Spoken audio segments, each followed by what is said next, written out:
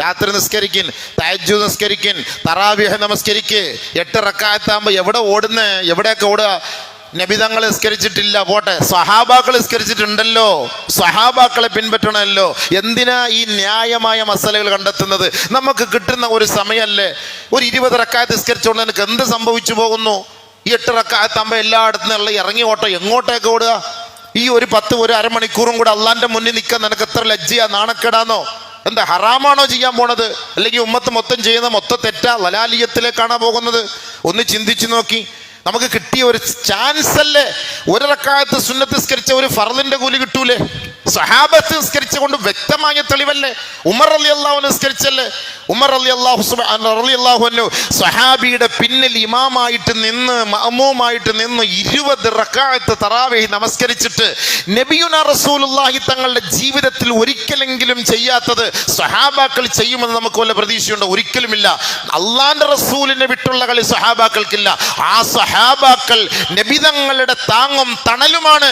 നബിതങ്ങളുടെ ഓരോ അവസ്ഥകളെ മനസ്സിലാക്കിയവരാണ്. ആ പരിശുദ്ധ പ്രവാചകന്റെ അതേ ശൈലിയെ പിൻപറ്റിയ ബഹുമാനപ്പെട്ട സഹാബാക്കൾ നമസ്കരിച്ച് നമുക്ക് മാതൃക കാണിച്ചെങ്കിൽ അലൈക്കും ബിസുന്നതി വസുന്നതി ഖുലഫാഇർ റാഷിദീൻ അൽ മഹ്ദിയീൻ, എൻ്റെ മുർഷിദീങ്ങളായ ഖുലഫാഉർ റാഷിദീങ്ങളെ നിങ്ങൾ അനുസരിച്ചോളിൻ, നിങ്ങൾ പിഴച്ചു പോകൂല എന്ന് നബിയുനാ റസൂൽ തങ്ങൾ പറഞ്ഞെങ്കിൽ നമുക്ക് അല്ലാഹുവിന്റെ റസൂലും ആ റസൂലുള്ളാഹി തങ്ങളുടെ സുന്നത്തിനെ പിൻപറ്റിയ സഹാബാക്കളും അഹ്ലുസുന്നത്തി വൽ ജമാഅത്തി എന്ന് പറഞ്ഞതിന്റെ അർത്ഥം എന്താ? മാ അന അലൈഹി വഅസ്ഹാബി, ഞാനും എൻ്റെ സ്വഹാബാക്കളും ഏതൊരു വഴിയിലാണോ അത് തന്നെയാണ് അഹ്ലുസുന്നത്തി വൽ ജമാഅത്ത്. എൻ്റെ സ്വഹാബാക്കൾ 20 നമസ്കരിച്ചെങ്കിൽ നമുക്ക് നിസ്കരിച്ചാൽ എന്താ? എവിടേക്ക് ഓടുന്നത്? ആകെ ഒരു 20 റക്അത്തിന് ഒരു അരമണിക്കൂർ 3/4 മണിക്കൂർ അള്ളാഹിന്റെ അടുക്കൽ നിന്ന് പൊരുത്തം ചോദിക്കാൻ പറ്റിയ സമയമല്ലേ. മലക്കുകൾ വന്നിരുന്ന് നമുക്ക് ആമീൻ പറയല്ലേ. നമ്മുടെ പാപങ്ങൾ പൊരുത്തപ്പെടാൻ മലക്കുകൾ നമുക്ക് കൊണ്ട് ശഫാഅത്ത് ചെയ്യല്ലേ. അപ്പൊ ആരെ ഒളിച്ചോടി പോകുന്നെന്ന് അള്ളാഹ് നോക്കല്ലേ. അതുകൊണ്ട് നമ്മൾ അതിൽ നിന്ന് ഒഴിവാകണം. അള്ളാഹ്ക്ക് നമ്മൾ ഇതിനൊക്കെ മുടന്ത ന്യായങ്ങൾ നിങ്ങൾ നോക്കുമ്പോൾ നിങ്ങളുടെ കച്ചവടത്തിന്റെ വിഷയത്തിൽ നിങ്ങൾ ഈ ന്യായങ്ങൾ നോക്കാറുണ്ടോ? ശരീഅത്ത് നോക്കാറുണ്ടോ? നിങ്ങൾ വാഹനം എടുക്കുന്ന വിഷയത്തിൽ ശരീഅത്ത് നോക്കാറുണ്ടോ? വീട് വെക്കുന്ന വിഷയത്തിൽ ശരീഅത്ത് നോക്കാറുണ്ടോ?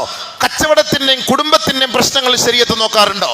സംസ്കാരത്തിൽ മാത്രം ഭയങ്കരമായ ശരീഅത്ത് നബിതങ്ങൾ ചെയ്യാത്തത് നമ്മൾ ചെയ്യുന്നു, ബാക്കിയുള്ളത് നബിതങ്ങൾ ചെയ്യാത്തതെല്ലാം അതൊക്കെ ഹലാലും ജായിസുമാകും. എന്ത് സഹോദര, നമുക്ക് കിട്ടിയ ഒരു അവസരം നമ്മൾ പാഴാക്കരുത്, കളയരുത്. മക്കയിൽ എത്രയുള്ളൂ ഓടിത്ര, അതൊക്കെ വേറെ പല പ്രശ്നങ്ങളാണ്. നമ്മൾ അങ്ങോട്ടേക്ക് നമ്മൾ നോക്കണ്ട. നമ്മുടെ സ്വഹാബാക്കൾ നമ്മൾ നമസ്കരിച്ച് നോക്കണം. നമ്മൾ നമസ്കരിക്കും. 30 ദിവസം തീർന്നു. 4 ദിവസം എത്ര പെട്ടെന്ന് പോയി. ഇനി എത്ര ദിവസമുണ്ട്? ഈ ജനങ്ങൾ ഈ പിരാവി പെട്ടെന്ന് പോവുകയാണ്. ഈ സംഭവം പെട്ടെന്ന് തീർന്നു പോയി. ഇനിയിപ്പോ ഈ ജുമാ എന്ന് പറഞ്ഞാൽ ഇനി അടുത്ത് 4ാമത്തെ ജുമാ പെടാന്നാവുകയാണ്. കുറച്ച് കിട്ടിയ ചാൻസ് ആണ്, അതുകൊണ്ട് കളയരുത്. 20 റക്അത്ത് നിസ്കരിക്കുക. അള്ളാഹ്ക്ക് വേണ്ടിയിട്ടാണ് നിസ്കരിക്കുന്നെങ്കിൽ നിങ്ങൾ നിസ്കരിക്കുക. ആ സമയത്ത് കുറേ എണ്ണം എഴുന്നേറ്റ് ചാടി എന്നിട്ട് എന്ത് ചെയ്യും? അവിടെ പോയി കുറ്റിയും പീടിയും വലിച്ച് അവിടെ പോയിരുന്ന് പൊയിലയും തിന്ന് തമ്പാക്കും അടിച്ചിട്ട് ഇങ്ങനെ കറങ്ങി നടക്കും. വെറുതെ ആവശ്യമില്ലാതെ വെറുതെ കറങ്ങി നടക്കൽ തന്നെ, സമയം പാഴാക്കല്ലേ. കിട്ടിയ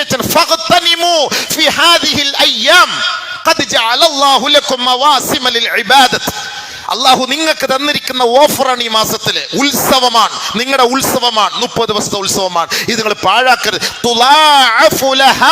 അള്ളാഹു തആല ഓരോന്നിനും ഇരട്ടി പ്രതിഫലമാണ് തരുന്നത്. 20 റക്അത്ത് നിസ്കരിച്ചാൽ നമുക്ക് 20 റക്അത്ത് ഫർദ് നിസ്കരിച്ചതിന്റെ കൂലി അള്ളാഹു നമുക്ക് എഴുതുകയാണ്. ചെറിയ കാര്യമല്ല അത് നഷ്ടപ്പെടുത്തരുതെന്ന് വിനീതമായി ഞാൻ അഭ്യർത്ഥിക്കുകയാണ്.